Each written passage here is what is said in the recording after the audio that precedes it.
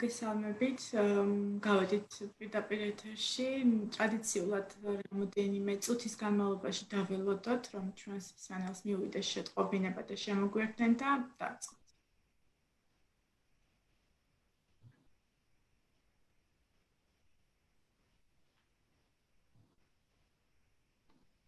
მოგესალმებით. მადლობა თათია მოწვევისთვის. მივესალმები მაყურებელს. კი ბატონო, მაშინ ცოტა ხანი დაველოდოთ და შემდეგ დავიწყოთ.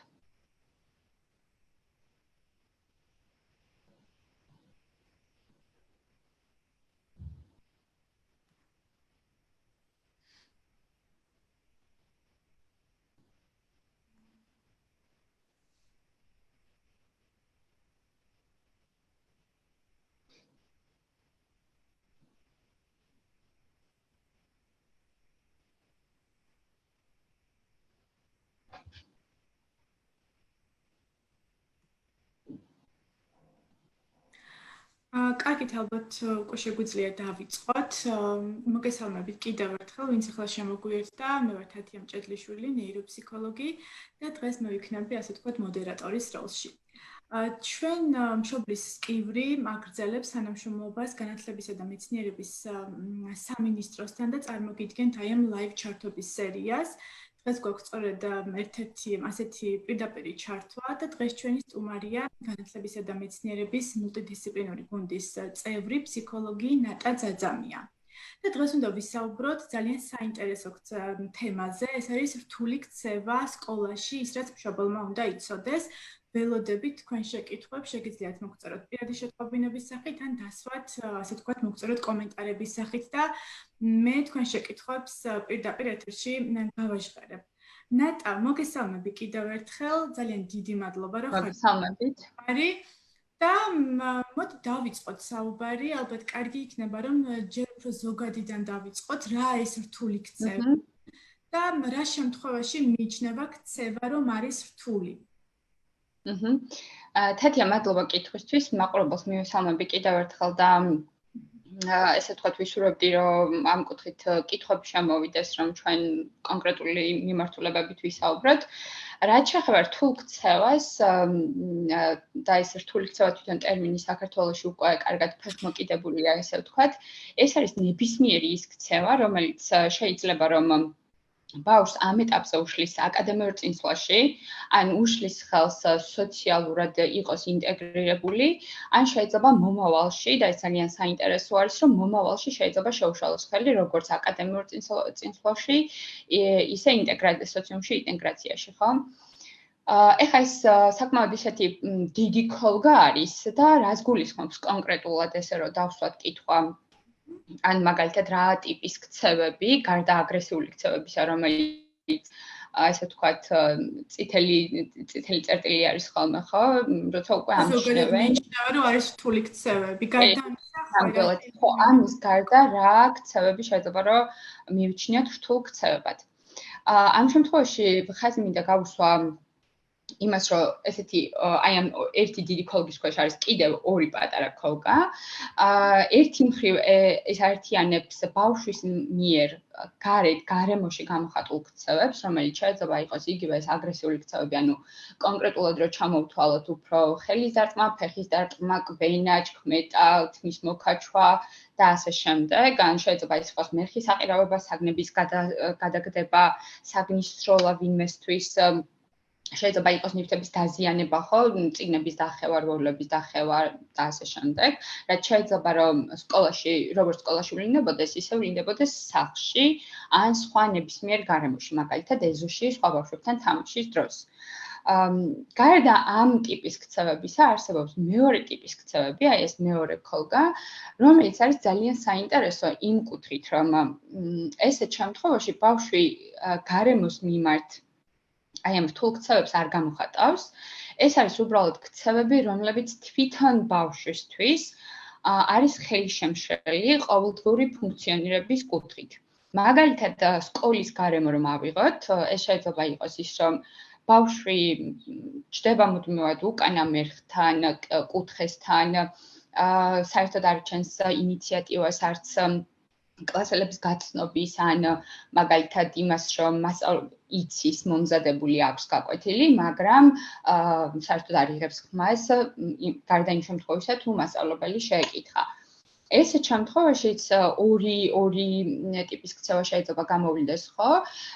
ერთ შემთხვევაში ბავშვები პასუხობენ, თუმცა ეს პასუხი არის ძალიან ჩუმი, ისე რომ შეიძლება მასწავლებელს ახლოს მისვლა დასჭირდეს იმისთვის, რომ პასუხი მოისმინოს, ან შეიძლება საერთოდ ვარს ამბობდეს პასუხის გაცემაზე და იწყებდეს ტირილს, ან თავ ჩაღუნოს, ან შეიძლება მოითხოვოს გარეთ გასვლა და მიმართოს სხვადასხვა ტიპის, ესე ვთქვათ, თავის ამრიდებელ ქცევებს, ხო, იმისთვის, რომ ოღონდ კლასში სხვების თანდასწრებით ესე რაღაცის თქმამ არ მოუწიოს. გარდა ამისა, შეიძლება იყოს ისევ ის, რომ ეხლა ესეთი ტიპის ქცევები რატომ არის ხოლმე ყველაზე ისე უყურადღებოდ დარჩენილი? ზუსტად იქედან გამომდინარე, რომ არავის ხელს არ უშლიან ამ ტიპის ქცევის მქონე ბავშვები. გაკვეთილის მიმდინარეობას არ უშლის ხელს, ხო? არა, არც გაკვეთილის მიმდინარეობას არ უშლის ხელს და არც კონკრეტულად ვიღაცასთან არასაგაკვეთილო პროცესშიც არანაირი, ესე ვთქვათ, არასასურველი ქცევა არ ვლინდება ხოლმე. ესეთ შემთხვევაში მასწავლებლები ხშირად ამბობენ ხოლმე, რომ აი დასვენებაზეც თავის ადგილას ზის, შეიძლება ხატავდეს, ან შეიძლება თავის სათამაშო მოიტანოს და ერთობოდეს და ასე შემდეგ, თუმცა თუ ბავშვები მივიდნენ მასთან კომუნიკაციის ინიციატივასაც არ იჩენს და არც ერთვება კომუნიკაციაში. თუმცა, ეხლა რა მაგალითიც მოვიყვანე, ეს უფრო დაბალი კლასის მოსწავლეებს მიემართება, ხო? მაგრამ მსგავსი ტიპის ქცევები შეიძლება ახასიათებდეთ ბავშვებს, რომლებიც მეხუთე კლასი და ზემოთ არიან. შესაბამისად, ამ შემთხვევაში კიდევ უფრო ნიშანდობლივია და აღსანიშნია ხოლმე მსგავსი ტიპის ქცევა და ზუსტად აი ამ დროს, განსაკუთრებით აი მერვე-მეცხრე კლასის ბავშვებში ამას უკვე მასწავლებლებიც აფიქსირებენ, იმიტომ რომ მსგავსი ტიპის ქცევები ბავშვების სოციალიზაციაში ძალიან უშლის ხელს. ეხლა ეს მოკლედ რო შევაჯამო, ხო, რაზეც ვისაუბრე, ერთი სიტყვით ეს რთული ქცევა არის ნებისმიერი ტიპის ქცევა, ეს შეიძლება იყოს გარემოში გამოხატული, გარემოს მიმართ დამაზიანებელი, ან მეორე მხრივ არ იყოს გარემოს მიმართ დამაზიანებელი და გარემოში გამოხატული, თუმცა თვითონ ბავშვს უშლიდეს ხელს თვითრეალიზებაში, ინტეგრაციაში, სოციალიზაციაში და აკადემიურ წინსვლაში. მადლობა ნატა, ძალიან ამოწურავად ასე ვთქვათ და ხასიათე ორივე კატეგორია და როგორც შენ აღნიშნე, უბრალოდ მოკლე შეჯამებას გავაკეთებ, რომ არის ქცევები, რომელიც შეიძლება ესე უშუალოდ გაკვეთილის მიმდინარეობას არ უშლიდეს, ან მართლაც თქვათ სხვაზე არ იყოს, ხო, მიმართული ამ შემთხვევაში. ქცევა იქნება ფიზიკური თუ ვერბალური. მაგრამ თვითონ ამ სწავლისთვის, თქვათ, იზოლირებულია ბავშვი, არ იჩენს ინიციატივას და გარდა იმისა, რომ სოციალიზაციის პროცესი ფერხდება, ეს ძალიან მნიშვნელოვნად აისახება ხოლმე აკადემიურ მოსწრებაზეც, ხო? თავისთავად. და აქვე მინდა რომ აი ვისაგებლო შემთხვევით და რადგან შენ ხარ მულტიდისციპლინური გუნდის წევრი, რომ გვითხრა რამდენად თუ არსებობს ისეთი სტატისტიკა ალბათ უფრო არა, მაგრამ აი რამდენად ხშირია ხოლმე მომართვიანობა, უფრო მეტად ხომ არ არის მაშინ, როდესაც აი გარე გამოხატული, ეგრეთ წოდებული ექსტერნალი ქცევითი სირთულეები ვლინდება და როდესაც უფრო ბავშვი იზოლირებულია და ხელის შემშლელი, მოდი ასე რომ ვთქვათ, არ არის ზოგადად საგაკვეთილო პროცესის მიმდინარეობისთვის ან სკოლაში, ამ შემთხვევაში რამდენად ხშირად ხდება ხოლმე ის სწორად მომართვა, რომ თუ უბრალოდ აი ბავშვი, ვთქვათ, მორცხვია, ბავშვი თუ ასე ხარ ხდება ხოლმე სახელდება, თუ ხდება იდენტიფიცირება მოსწავლეების და ხდება განმომისამართება შეფასებაზე. მადლობა თათე, ძალიან მნიშვნელოვანი კითხვა არის ეს. ბუნებრივია, აი ზუსტად მაგიტო გავუსვი აი ამ ინტერნალიზებულ ქცევებთან დაკავშირებით ხაზი, რომ ხშირ შემთხვევაში, კი არა და უმეტეს შემთხვევაში მომართვიანობა ხდება ექსტერნალიზებულ ქცევებთან დაკავშირებით, იმიტომ რომ ესეთ შემთხვევებში გარდა იმისა, რომ თქვათ მასწავლებელს ეშლება ხელი, ან საგაკვეთილო პროცესი იშლება, არსებობს საფრთხეები იმისა, რომ ვთქვათ, დაზიანდეს თანაკლასელი, ხო?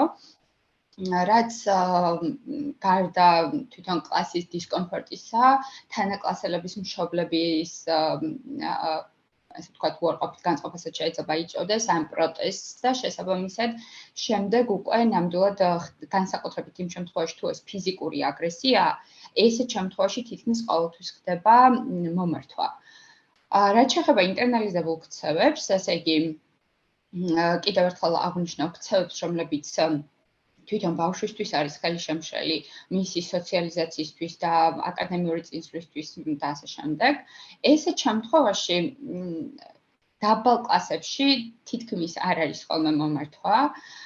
არის რამდენიმე და ამ მასწავლებლების დაკვირვებას მინდა რომ ხაზი გავუსვა და ესე ვთქვათ ძალიან პატივს ვცემ გავს მასწავლებლებს, რომლებსაც შეუძლიათ რომ დაწყებით კლასში იდენტიფიცირება გააკეთონ მსგავსი ტიპის ინტერნალიზებული ქცევების.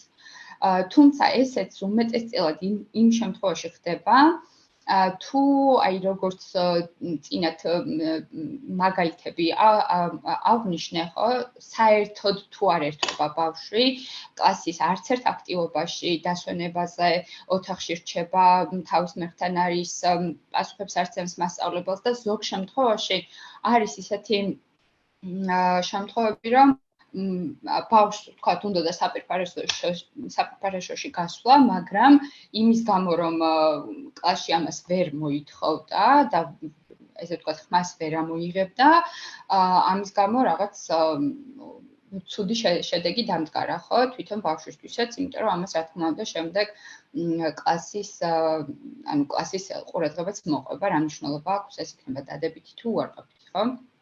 და აქედან გამომდინარე და დაწყებით კლასებში ერთ სიტყვით ნაკლებად ხდება მსგავსი ტიპის ქცევებზე მომართვიანობა, თუმცა ამ ტიპის ქცევების ბავშვები როცა იზრდებიან, მათ მაღალ კლასებშიც უკვე შესამჩნევი სოციალიზაციის პრობლემები აქვთ და ესეთ შემთხვევაში უკვე ხშირად მასწავლებლები უკავშირდებიან მშობლებს და ერთობლივი მშობლისა და მასწავლებლების ერთობლივი გადაწყვეტილებით ხდება ხოლმე მომართვა. ამ შემთხვევაშიც, აი ვთქვათ, მშობლებისთვის რომ აღვნიშნოთ, რა შეიძლება ვთქვათ ეს ინდიკატორი იყოს, ხო, რომ ამ კუთხით ბავშვს პრობლემა აქვს. მაგალითად, ესე 9 წლამდე ასაკში ბავშვები, რომლებსაც სოციალიზაციის პრობლემა აქვთ, ხშირ შემთხვევაში თავის ნაცნობ ბავშვებთან, ესე იგი ოჯახის სამეგობროსთან ან სამეზობლოსთან შეიძლება ძალიან ჩვეულებრივად თამაშობდნენ, ჩართულები იყვნენ, ინიციატივას გამოხატავდნენ.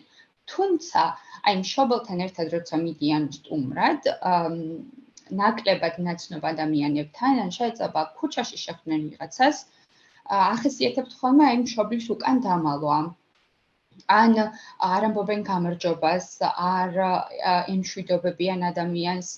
აი მაგალითად ეზოში უცნობი ბავშვები თუ დაინახეს, მიდიან მშობელთან და მათ ეუბნებიან, მათ სთხოვენ დახმარებას, რომ ბავშვებთან ერთად მიიყვანეს და მათთან ერთად ათამაშოს, ხო, თვითონ მშობელმა.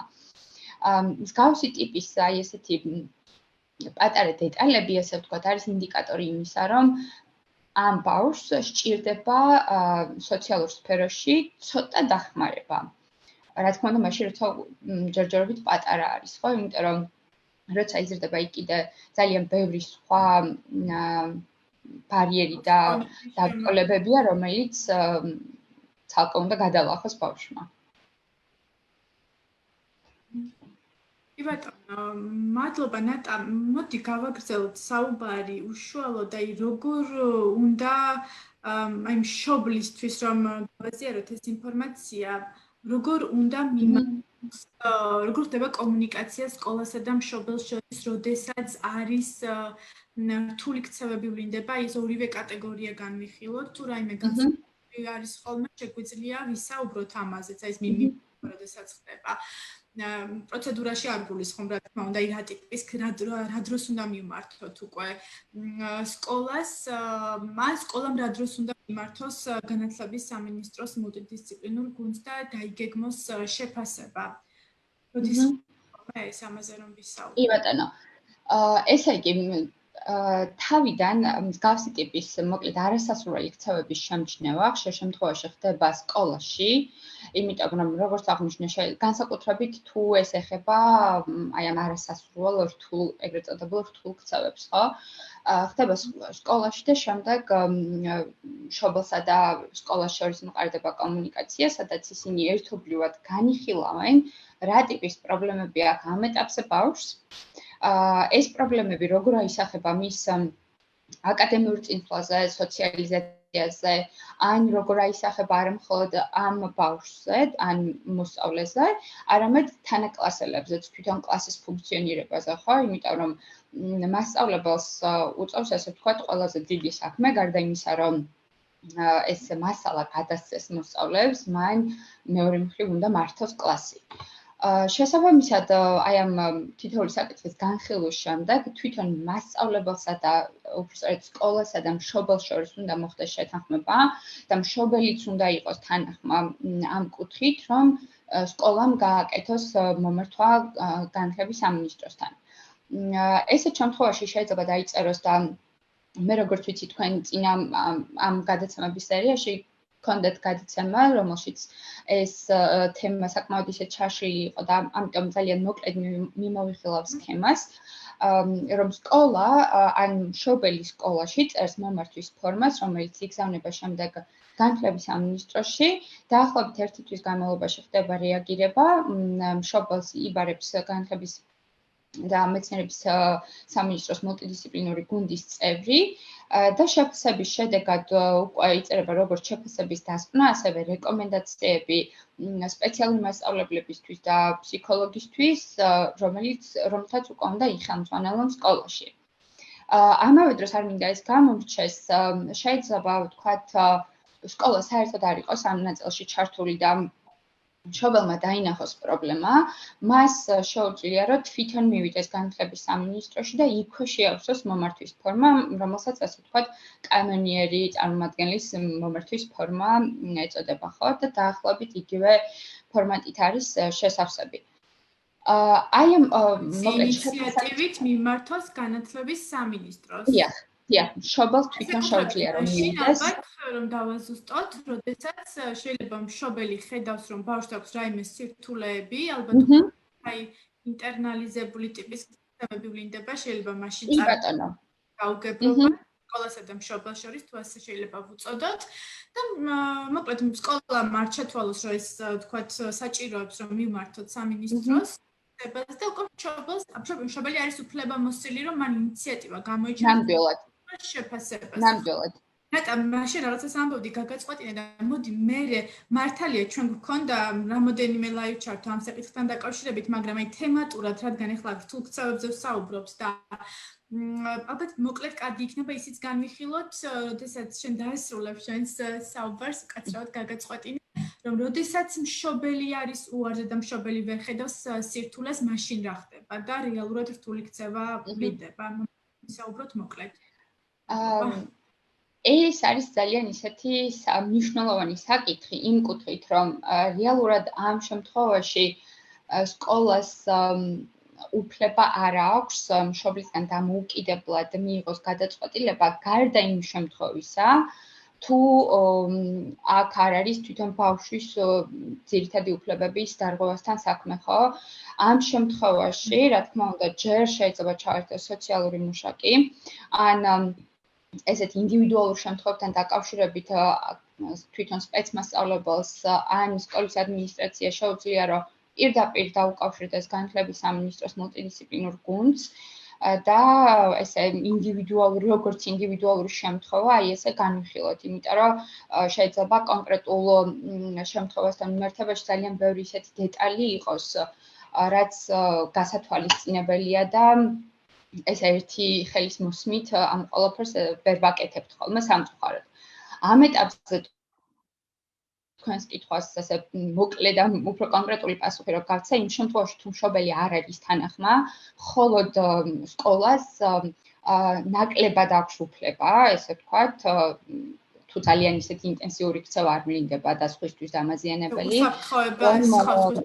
დიახ, თუ სხვებს უსაფრთხოებას არ ეხება საქმე, ესე თავისი ინიციატივით მშობელთან მინიმუმ სიტყვերի შეთანხმების გარეშე გამოაგზავნოს მომართვის ფორმა. გასაგებია. აჰა.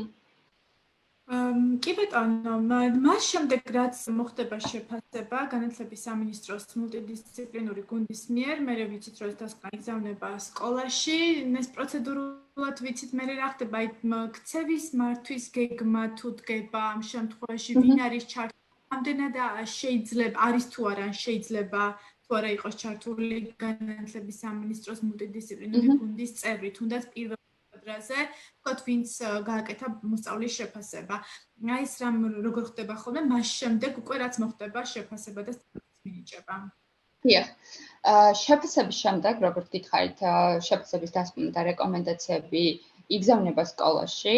რეკომენდაციებში მითითებული არის დაახლოებით, ესე ვთქვათ, სამოქმედო გეგმის ჩონჩხი შეიძლება იყოს, ეს გააჩნია იქიდან გამომდინარე ბავშვის შეფასების პროცესში ექნება თუ არა გამოვლენილი რაიმე ტიპის არასასურველი ქცევა, ხო? და შემდეგ უკვე რაც ეს დასკვნა მივა სკოლაში, იკრიბება ინდივიდუალური სასწავლო გეგმის ჯგუფი, რომელიც ესე ვთქვათ მულტიდისციპლინურია თვითონაც, ხო? ეს გულისხმობს იმას, რომ შედგება დამრიგებლისგან, სკოლის სპეციალისტებისგან, ესე იგი სპეციალური მასწავლებლისა და ფსიქოლოგისგან, შეიძლება ჩართული იყოს ნებისმიერი სხვა საგნის მასწავლებელიც დაინტერესების შემთხვევაში, ადმინისტრაციის წარმომადგენელი და ყველაზე მნიშვნელოვანი ამ ნაწილში არის მშობლის ჩართულობა. ახლა რატომ არის მშობლის ჩართულობა მნიშვნელოვანი და საერთოდ რამდენად ჩართული უნდა იყოს მშობელი ამ კუთხით, ხო?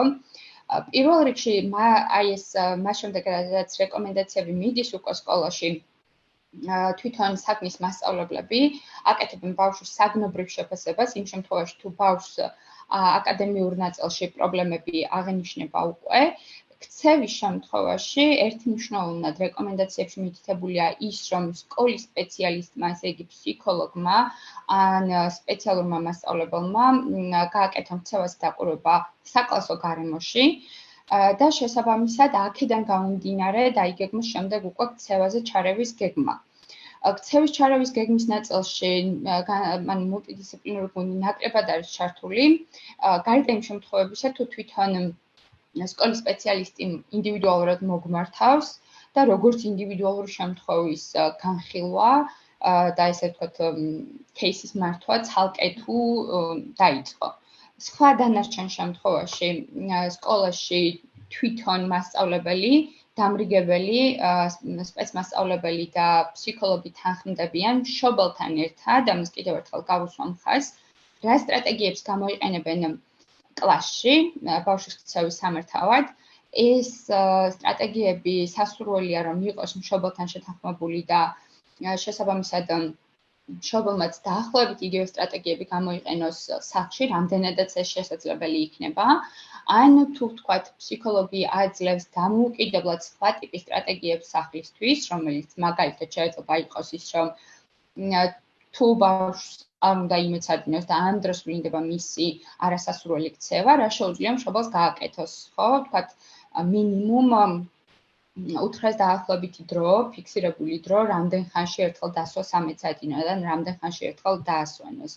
ან თვითონ დავალებები როგორი მიაწოდოს, ან დავალების შესრულების პროცესში როგორ დაეხმაროს, მისი დახმარება რას უნდა წარმოადგენდეს, სად იყოს მშობელი ამ დროს, ვთქვათ, ბავშვის გვერდით იჯდეს, ახლოს იყოს, თუ როგორ ესე ვთქვათ, როგორი მდებარეობა უნდა ქონდეთ, ხო, ერთმანეთის მიმართ. გარდა ამისა, შეიძლება იყოს და ესე ძალიან მნიშვნელოვანია განსაკუთრებით მაშინ როცა რთული ქცევის მართვაზე ვსაუბრობთ, შეიძლება ჩადებული ქონდეს სკოლას, ასე ვთქვათ, განმამტკიცებლების სისტემა და რომელიმე სტრატეგია ქონდეს შერჩეული, რომელშიც ხშირ შემთხვევაში აუცილებელი და უმეტეს შემთხვევაში თუ არა საერთოდ სულ სასურველია რომ მშობელიც იყოს ჩართული. ანუ ეს გულისხმობს იმას, რომ მშობელმა სახლშიც გამოიყენოს დაახლოებით იგივე ტიპის გამტკიცების სისტემა, როცა ბავშვს ამეცადინებს. ან შეიძლება ქონდეს სკოლას ისეთი სტრატეგია შემუშავებული, სადაც მშობლისა და სკოლის ურთიერთობა ყოველდღიურად უნდა ხდებოდეს. და მაგალითად ესეც შეიძლება იყოს ჟეტონების სისტემა, რომელიც ასე თუ ისე უკვე ცნობილია ფართო საზოგადოებისთვის, ხო? და ეს შეიძლება გულისხმობდეს იმას, რომ მაგალითად თუ ბავშვი რაღაცა წესებს დაიცავს რაღაცა რაოდენობის გაკვეთილზე, ის დააგროვებს რაღაცა რაოდენობის ჟეტონებს, რომელსაც შემდეგ სახლში უკვე მშობელი გადაუცვლის მისთვის სასურველ ნივთში, აქტივობაში, ან ასე შემდეგ, ხო? და ეს არის ძალიან მნიშვნელოვანი ნაწილი რთული ქცევის მართვაში, იმიტომ რომ რთული ქცევა ესე როგორც ვიცით, რაღაც ადგილთან მხოლოდ არ არის, ხო? ან ბავშვს არ ახასიათებს რთული ქცევა. რთული ქცევა ვლინდება გარემოში და შესაბამისად თუ ეს რთული ქცევა ვლინდება სხვადასხვა გარემოში, ყველა გარემომ უნდა გამოიყენოს მაქსიმალურად ერთნაირი სტრატეგია იმისთვის, რომ ბავშვს სასურველი ქცევები ჩვევებად ჩამოუყალიბდეს, რაც არის საბოლოო ჯამში ჩვენი მიზანი, ხო, სპეციალისტების და ასევე მშობლის. კი ბატონო, ნატა, ძალიან ხშირია ხოლმე სკოლისგან, მასწავლებლისგან მომართვა, ოღონდ მე როგორც ხო ტრენერი ისევ ამ ინფორმაციას არ გულისხმობ, რომ ხდება ხოლმე ამის მიმართვა. რომ აი თქვათ მოსწავლეს აქვს რთული ქცევები და მას აი თავიდან თქოს ითხოვენ რომ მას სჭირდება ინდივიდუალური ყურადღება და მას სჭირდება ინდივიდუალური ასისტენტი. აი ამაზეც რომ ვისაუბროთ, მოკლედ ჩვენ ვისაუბრეთ რომ აი სკოლის მულტიდისციპლინური გუნდი უკვე მუშაობს აი ქცევის გეგმაზე, მშობლის ჩართულობით. რა შემთხვევაში დგება საკითხი რომ მოსწავლეს საჭირო ყავდეს გარკვეული პერიოდის განმავლობაში მაინც ეგრეთ წოდებული პერსონალური ასისტენტი, ვინც თქვათ დროის გარკვეული პერიოდის განმავლობაში იქნება მასთან და აი ამ ქცევის მართვას უზრუნველყოფს ან ჩართულობას თუნდაც გაკვეთილო პროცესში, დერეფანში იგივე თუ სხვა სიტუაციაში, სასკოლო გარემოში მოკლედ.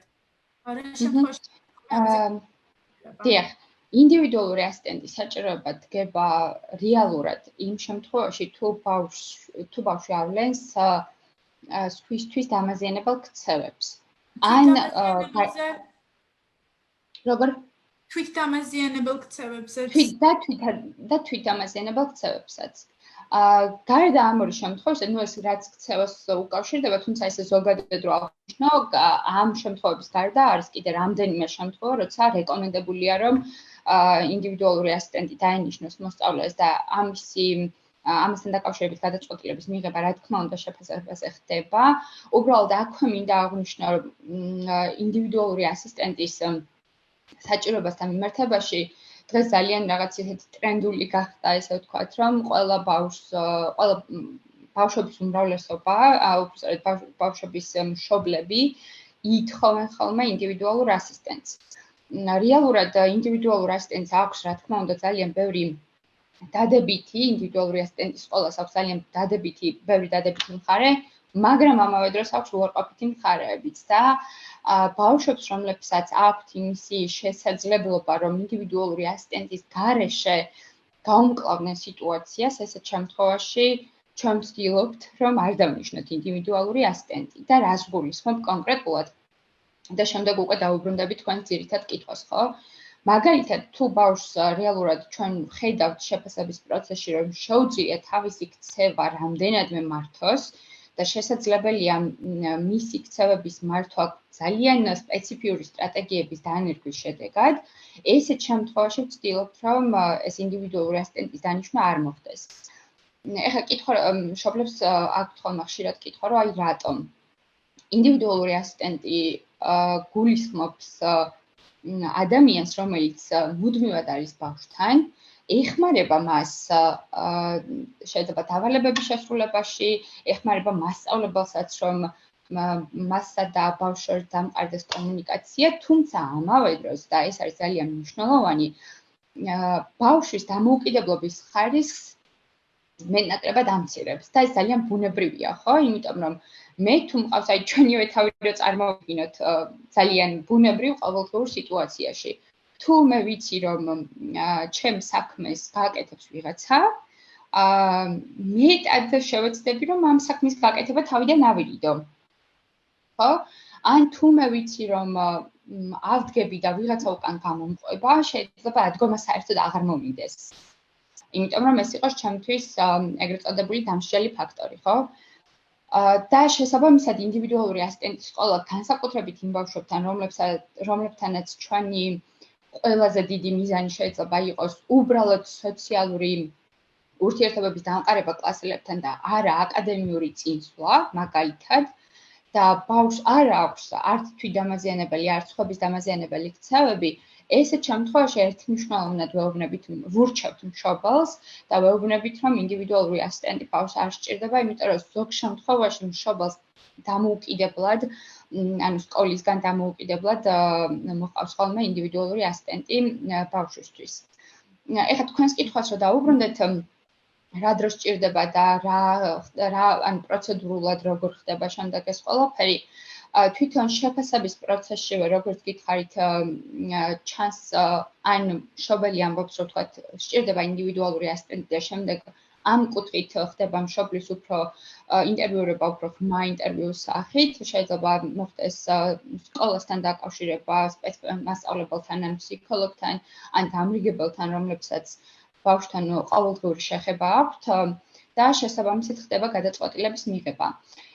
იმ შემთხვევაში თუ ინდივიდუალური ასისტენტი დაენიშნა მოსწავლეს, ინდივიდუალური ასისტენტის მოვალეობები, ესე ვთქვათ, განისაზღვრება იმ გეგმიდან, რასაც სპეცმასწავლებელი და ფსიქოლოგი შეადგენენ. ანუ მას დამოუკიდებლად არ ევალება ცალკეული სტრატეგიები მოიძიოს ან ცალკეული დავალებები მოიძიოს ბავშვისთვის.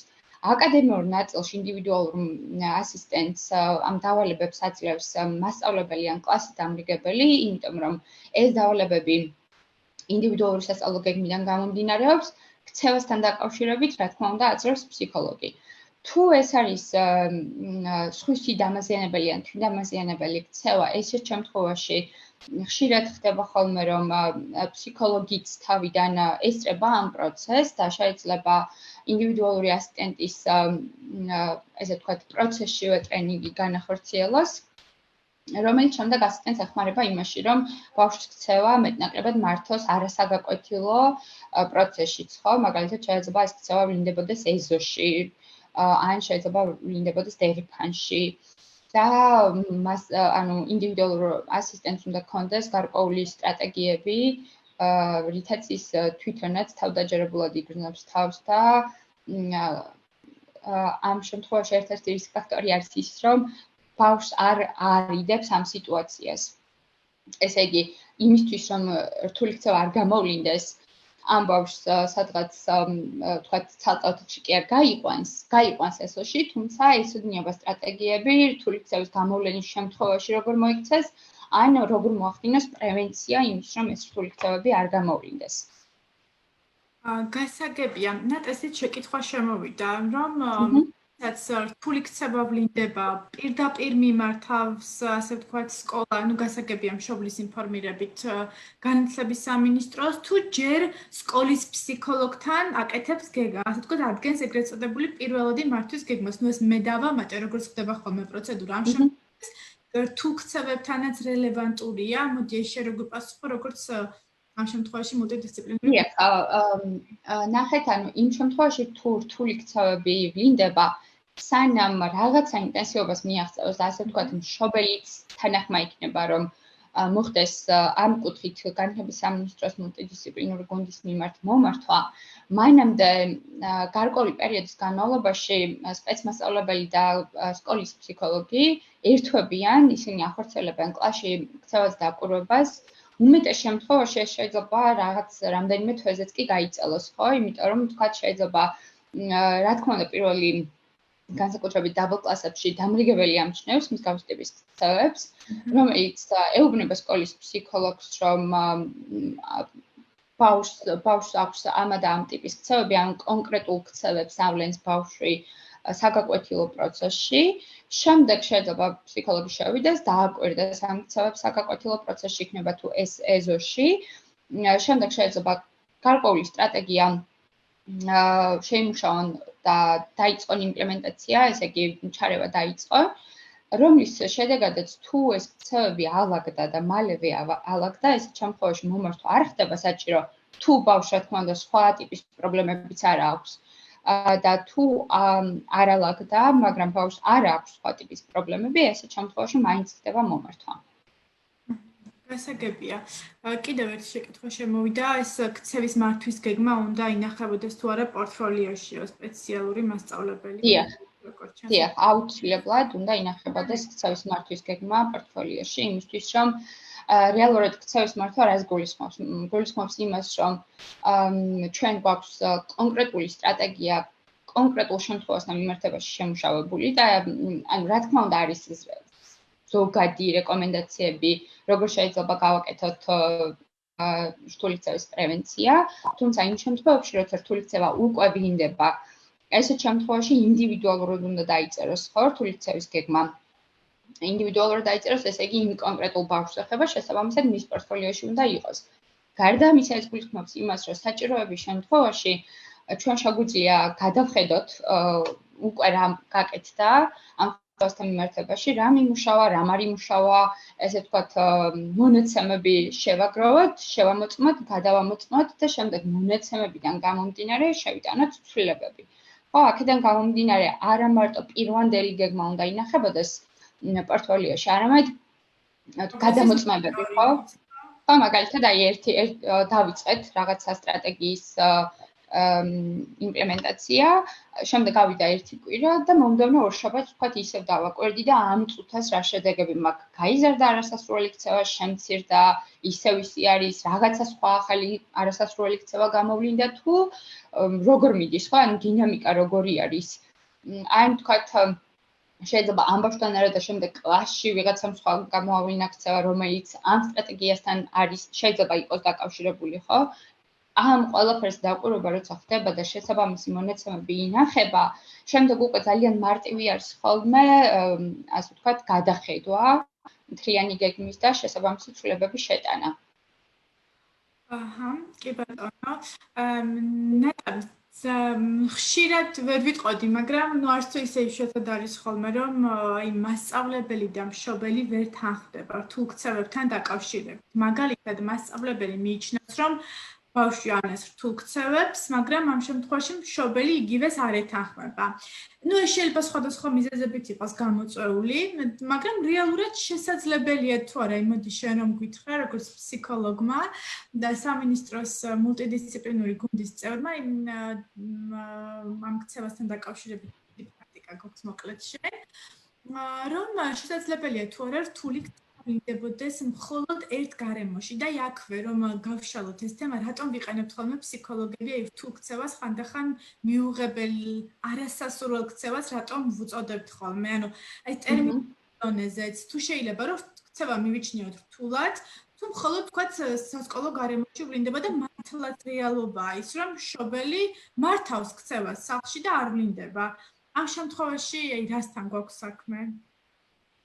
მოკლედ რომ დავიწყოთ მეორე კითხვიდან, ესე იგი, თავიდან მოკლედ ვისაუბრებ, მხოლოდ ერთ გარემოში შეიძლება თუ არა ვლინდებოდეს რთული ქცევა და რა თქმა უნდა შეიძლება რომ ვლინდებოდეს.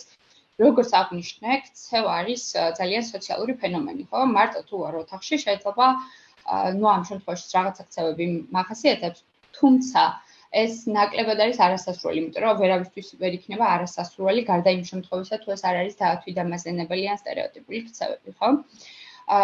აქედან გამომდინარე, რა თქმა უნდა, სკოლაში მხოლოდ ერთ გარემოში შეიძლება ვლინდებოდეს არასასრული ქცევა და ესეთ შემთხვევაში რა თქმა უნდა, მშობელს შეიძლება ქონდეს მიუღებლობა, ხო? მაგალითად, შეიძლება მშობელი ამბობდეს, რომ აი სახლში გენიალურად ქცევა. ყველაფერს მიჯერებს, ყველაფერს ისე აკეთებს, როგორც ვეუბნები, თამაშიც ერთვება, ეზოშიც არ აქვს პრობლემები, მაგრამ სკოლაში შეიძლება რომ ვიღაც არ წამდეს, ან ნივთებს უფუჭებდეს, ან თავის ნივთებს აფუჭებდეს, ან მუდმივად ითხოვდეს გაკვეთილიდან გასვლას, ხო?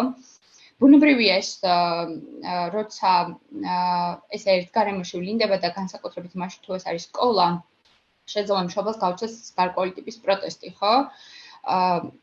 მაგრამ ამ შემთხვევაში ყველაზე კარგი გამოსავალი არის ის, რომ მშობელი და მასწავლებელი ან დამრიგებელი და სკოლის ფსიქოლოგი დასხდნენ, გაიარონ კონკრეტული სიტუაციები, როცა ეს ქცევები ვლინდება, თუმცა ამ შემთხვევისთვის უკვე ფსიქოლოგს უნდა ქონდეს გარკვეული ტიპის მონაცემები შეგროვებული, ხო, რომ მაგალითად, აი ბავშვი მხოლოდ პირველ გაკვეთილზე ავლენს აი ამ ტიპის ქცევას. ან ავლენს მეოთხე გაკვეთილზე, როცა უკვე სახლში წასვლის დრო არის. ან მარტო ეზოში და ავლენს აი ამ კონკრეტულ სიტუაციებში. ამავე დროს ხაზი უნდა იყოს გასმული იმაზე, რომ ეს ქცევები მხოლოდ გარემოსთვის არ არის ხელისშემშელი და მშობელს კარგად უნდა მიაწოდონ ინფორმაცია, რატომ არის ეს ქცევები ხელისშემშელი თვითონ ბავშვისთვის, ხო? სად შეუშლის ხელს, რაში შეუშლის ხელს, თქვათ, რა შემთხვევაში შეიძლება, რომ ეს ქცევები კიდევ უფრო გაუარესდეს და რა ტიპის შედეგები შეიძლება ამას მოყვეს, თქვათ, 2-3 წლის შემდეგ.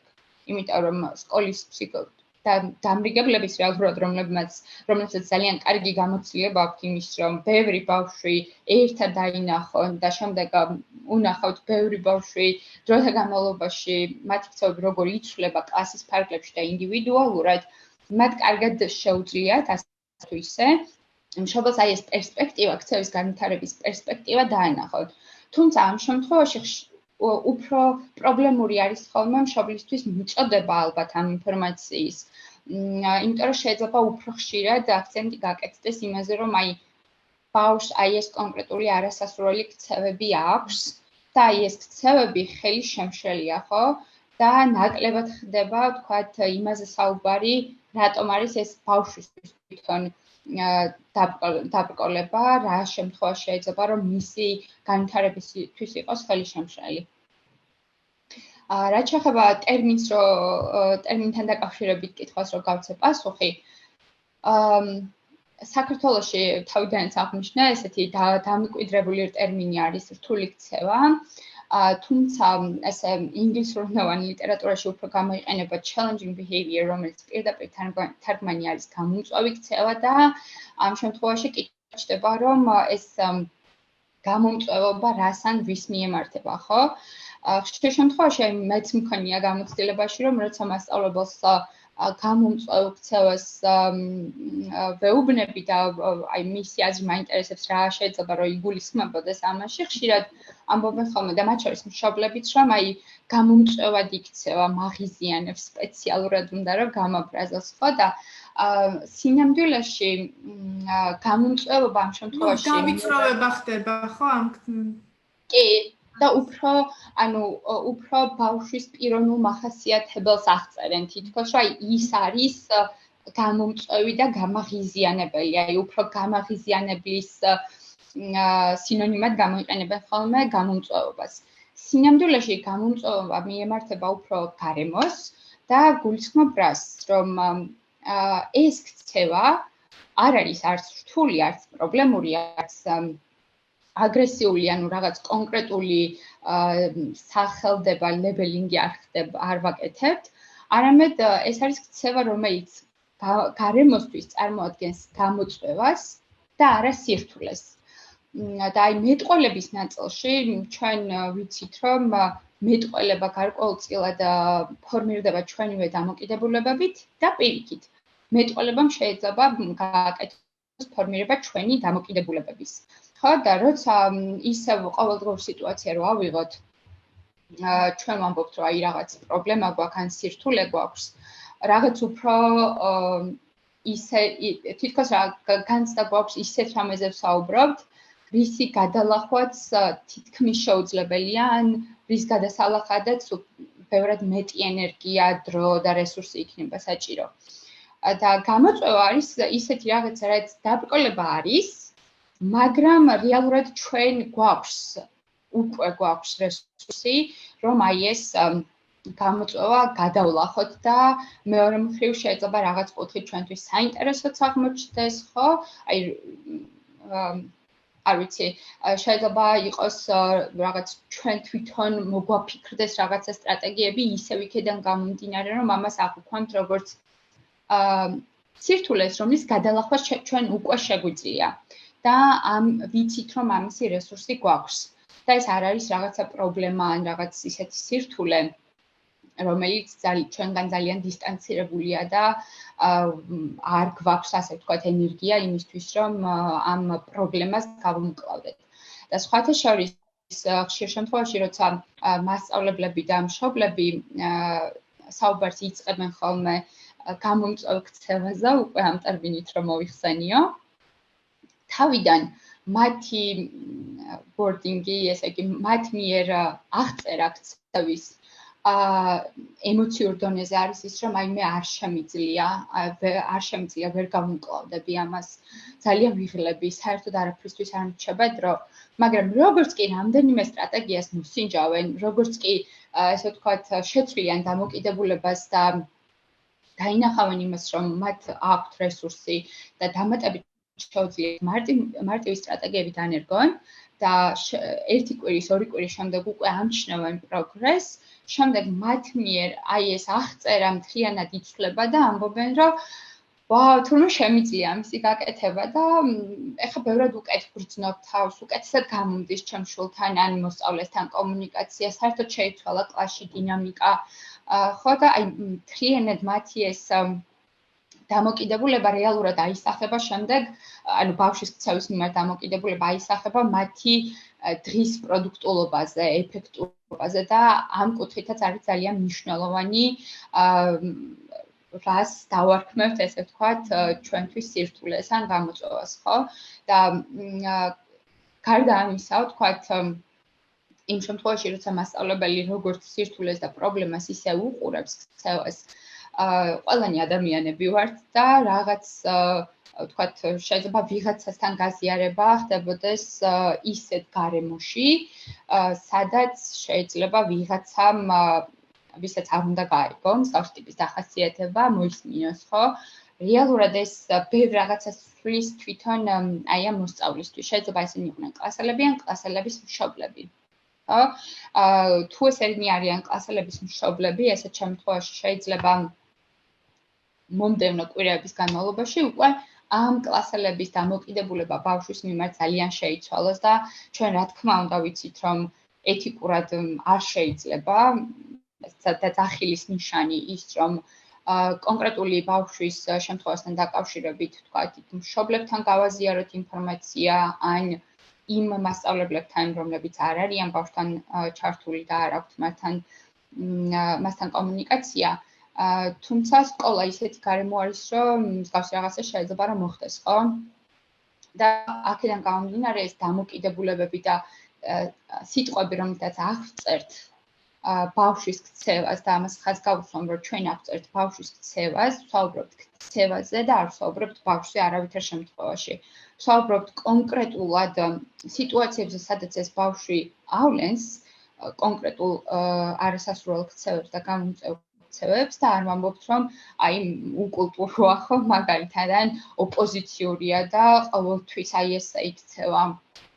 იმიტომ რომ მსგავსი ტიპის აღწერა სიტყვის, როგორც უკვე აღნიშნე, ჩვენივე ქცევებზე ახდენს შემდეგ გავლენას, ანუ ამ შემთხვევაში სკოლის სპეციალისტებზე, ხო, რომელთა ქცევები მერე თვითონ იცვლება და ამ ქცევების ცვლილება კლასზე აისახება მთლიანად. მადლობა.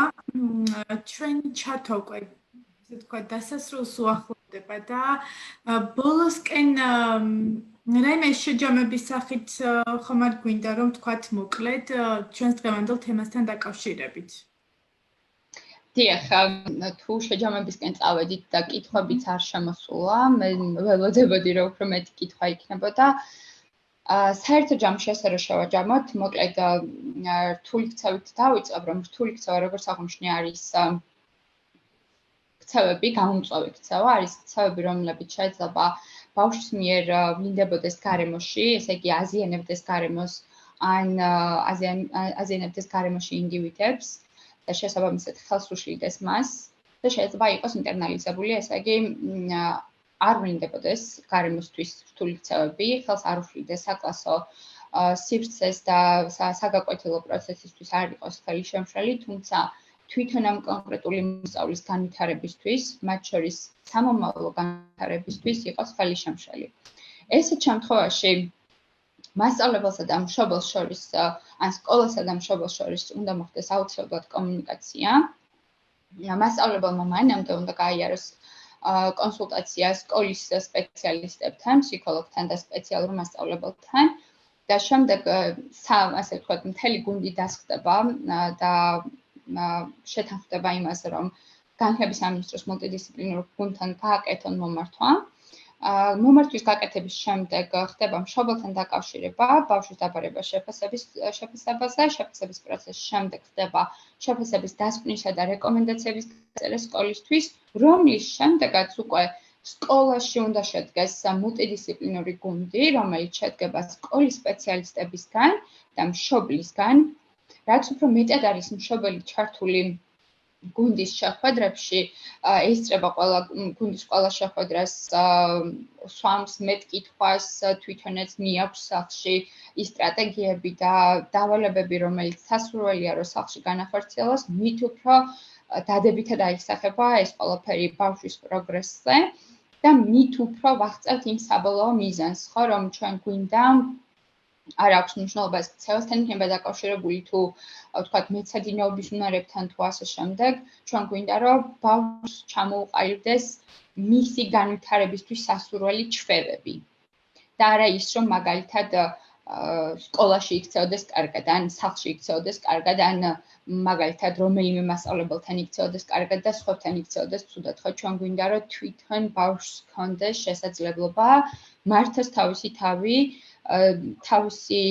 შეეძლოს თავისი ემოციების რეგულაცია კონკრეტულ სიტუაციებში, რომელიც ასევე დაკავშირებულია რთულ ქცევებთან და გამოწვევ ქცევებთან, ხო? და შესაბამისად სახლშიც მიაღწიოს რაც შეიძლება მეტ დამოუკიდებლობის ხარისხს. ეს ყველაფერი სისტემურად როცა მოქმედებს, ბავშვის პროგრესს აი ძალიან მალევე ამჩნევს ყველა გარემო, ესე ვთქვათ, სკოლა იქნება ეს თუ ოჯახი თუ ვთქვათ ეზო, სადაც ბავშვი ხშირად ჩადის და სამეზობლოში იცნობენ, აი ყველა გარემოში ხდება ბავშვის ქცევების ძალიან სწრაფი ცვლილება, რომელიც შემდეგ უკვე რა თქმა უნდა შენარჩუნდეს. ხო, ეს არ არის ის, რომ ვთქვათ, ქცევა ჩავაქრეთ, ასე ვთქვათ, ამ ეტაპზე ამ ქცევას არ ავლენს ბავშვი და უცებ ისევ დავუბრუნდეთ ძველ სტრატეგიებს, ხო? ესეთ შემთხვევაშიც შეიძლება რომ ქცევა ისევ დაიწყოს გამოვლენა. აქედან გამომდინარე, ქცევის გეგმა განსაკუთრებით, იმ შემთხვევაში, როცა სკოლაში იწერება, ეს არის ერთი მხრივ ამ ეტაპზე არასასურველი ქცევის გამოვლენის შემთხვევაში რას ვაკეთებთ და თუ უკვე მივახცეთ იმ ეტაპს, სადაც აღარ ვლინდება, აი ამ შემდეგ უკვე როგორ უნდა შევინარჩუნოთ ეს ქცევა. კარგი, მაშინ შეგვიძლია დავასრულოთ ჩვენი დღევანდელი პირდაპირი ჩართვა. ძალიან დიდი მადლობა საინტერესო და საჭირო ინფორმაციის გაზიარებისთვის. შეგახსენებთ, რომ ჩვენი სტუმარი იყო განათლებისა და მეცნიერების სამინისტროს მულტიდისციპლინური გუნდის წევრი ფსიქოლოგი ნატა ძაძამია, ვისაც საშუალება არ ჰქონდა რომ ეყურებინა ჩვენი პირდაპირი ეთერისთვის, შეგიძლიათ მოგვიანებით ნახოთ, იმიტომ რომ ეს ჩანაწერიც ისევე როგორც სხვა ჩანაწერები დაიდება მშობლის კივის Facebook გვერდზე. მადლობა ნატა, შენ კიდევ ერთხელ და მადლობა. იქით მადლობა. დავუმშვიდობები მაყურებელს და წარმატებები ყველას და ჯანმრთელობა. მადლობა და ასევე მადლობა ლეკუნა ჯაფუშილს, რომელიც ჩვენ ჩართვას ჟესტურ ენაზე თარგმნიდა. დაგემშვიდობებით მეც მომავალ შეხვედრამდე. ნახვამდის.